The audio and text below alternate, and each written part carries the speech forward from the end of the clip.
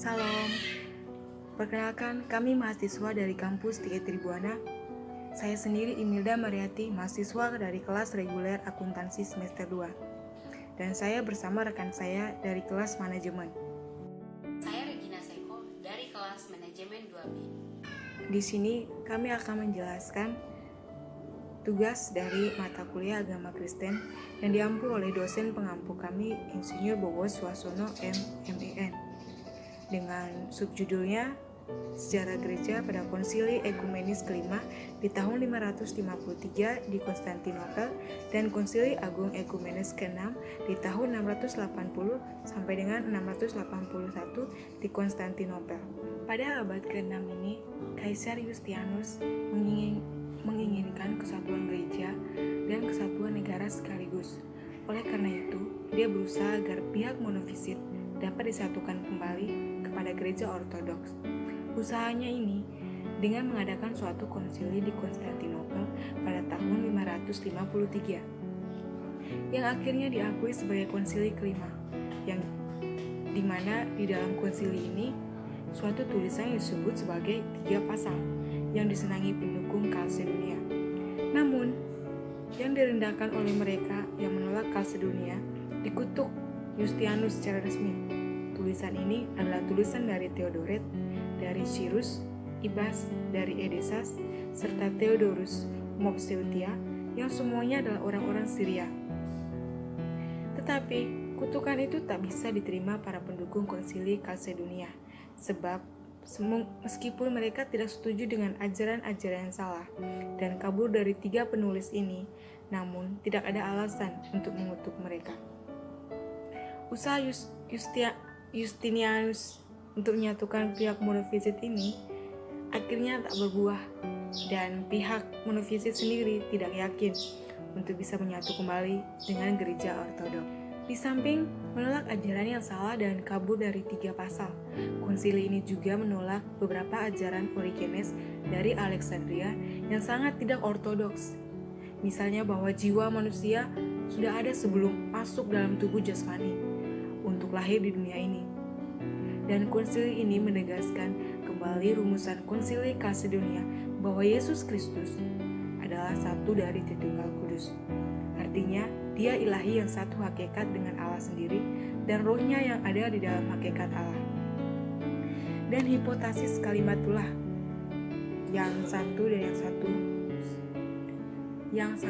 yang sama inilah telah menanggulangan secara hipotastik dalam dirinya sendiri, yang saat itu 2 kodrat yang saling berlawanan, Allah dan manusia, tanpa campur baur, yang artinya yang ilahi tidak menjadi manusia dan manusia tidak menjadi ilahi, dan tanpa terpisah-pisah, artinya yang ilahi dan yang manusia meninggal secara tak terpisah dalam satu hipotasis. Di gereja barat pada abad ke-6 ini, di samping Paus Gregorius Agung, Santo Benedictus dari Nursia pada tahun 480 sampai 542, dan para muridnya sangat mempengaruhi sejarah selanjutnya gereja barat. Di samping itu, Santo Columba dan Santo Agustinus dari Canterbury adalah misionaris gereja barat yang bekerja di Inggris dan Irlandia. Pada tahun 589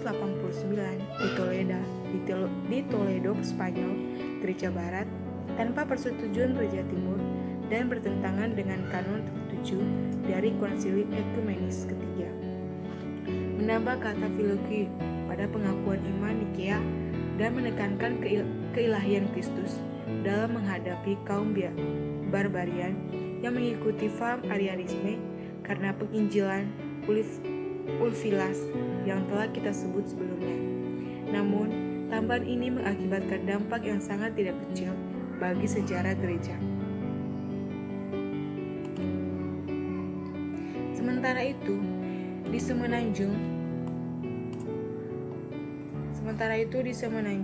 Arabian, Sang Bayi Muhammad yang nantinya akan menjadi nabi besar bagi agama Islam telah lahir pada abad ke-6 ini, pada tahun 570. Semenanjung yang mana dikelilingi oleh orang Kristen Timur atau non-Kalsedonia atau monofisit di Mesir maupun Ethiopia yang mempunyai koloni di Yemen, serta monofisit di Syria Barat dan pre-Efesus atau Gereja Timur Assyria atau Nesterian di Persia, serta Ortodoks atau Kalsedonian yang banyak melakukan perdagangan di semenanjung Arab. Dan orang-orang Yahudi terutama di Madinah. Ketika lahirnya bayi Muhammad sudah dalam keadaan sebagai anak yatim. Pada masa kecil, dia diasuh oleh kakeknya Abdul Muttalib. Setelah kakeknya meninggal, diasuh pamannya Abu Talib yang sering berdagang ke Syria. Dan kanak-kanak Muhammad pun diajak dalam perjalanan dagang ini. Dalam pergaulannya berdagang, Muhammad yang masih muda ini banyak bertemu dengan orang-orang Kristen Timur, yang biarpun dalam rumusan kristologinya berbeda antara Ortodoks, monofisit, dan Nestorian ini. Namun, praktek ibadahnya dan etos kehidupannya tak banyak beda satu sama lain. Mendengar dan memperhatikan diri mereka inilah akhirnya Muhammad melestarikan banyak hal dari apa yang dijumpai dari agama-agama terdahulu ini dalam agama Islam. Yustianus sangat giat menyerang sisa agama kafir Yunani, serta menutup Universitas Athena dari pengaruh kafir Yunani, serta hanya mempromosikan ilmu-ilmu Kristen saja. Dia membangun banyak gereja, terutama di Bethlehem, Yerusalem, dan Gunung Sinai.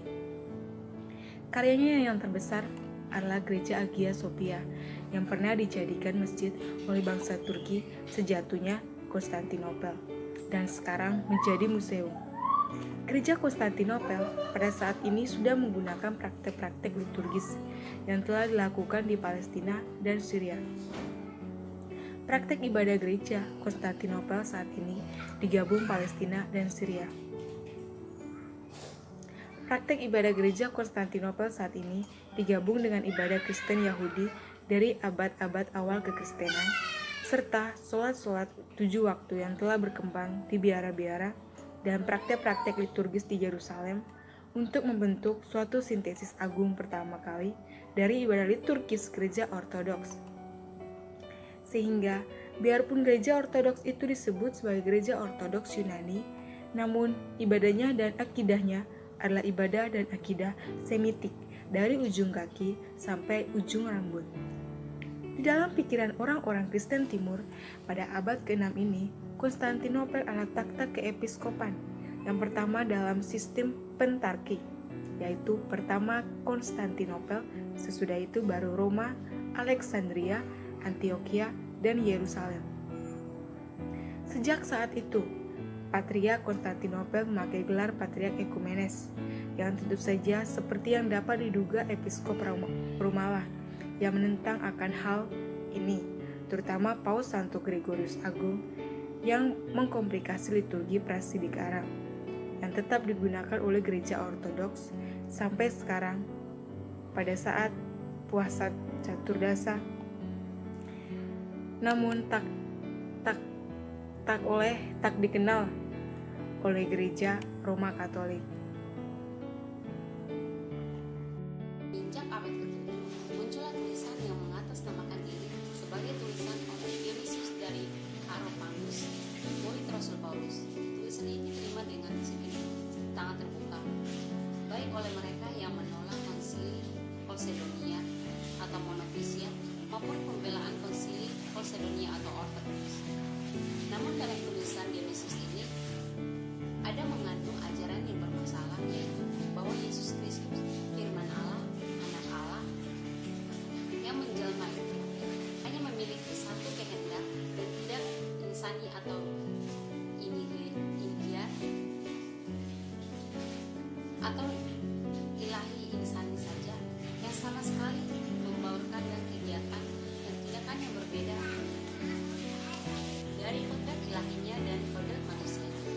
Ajaran ini disebut sebagai monotelisme, artinya Kristus hanya memiliki satu kehendak insani ilahia atau ilahi insani, atau monoteisme yang artinya Kristus hanya memiliki satu tindakan, kegiatan atau energi insania ilahia atau ilahi insania saja. Banyak yang berharap bahwa rumusan ini akan mempersatukan kembali pepecahan kaum monofisa kepada pengharapan itu tak pernah terjadi karena ajaran itu ditentang mati-matian oleh Agios Maximus, sang pengaku iman, wafat pada tahun 662 dari Konstantinopel, yang umurnya 10 tahun lebih muda dari Muhammad Pemartin dari Roma yang wafat pada tahun 665. Menurut keduanya, ini Kristus memiliki kepenuhan kehendak, energi, tindakan. Namun Kristus juga memiliki kepenuhan hendak, tindakan dan perbuatan manusiawi yang sama dengan semua manusia lainnya. Keselamatan itu terjadi dalam fakta bahwa Yesus Kristus sebagai manusia sejati, secara bebas dan secara sukarela, menyerahkan kehendak manusianya atau yang persis sama dengan kehendak segenap manusia lainnya kepada kehendak ilahinya yang adalah kehendak Allah sendiri. Sehingga anak Allah ini menjadi manusia yang nyata dan sejati dengan kehendak manusia yang nyata dan sejati. Sehingga sebagai manusia yang nyata dia dapat memenuhi seluruh kebenaran Allah dalam ketaatan yang nyata. Dia dapat memenuhi seluruh kebenaran melalui tindakan manusianya. Yang nyata itulah Yesus Kristus membebaskan semua manusia dari dosa dan maut sebagai Adam yang baru dan yang terakhir. Agios Maximus dan Santo Martin sangat menderita sekali dalam penganiayaan pemerintahan karena menentang tidak Monteligisme.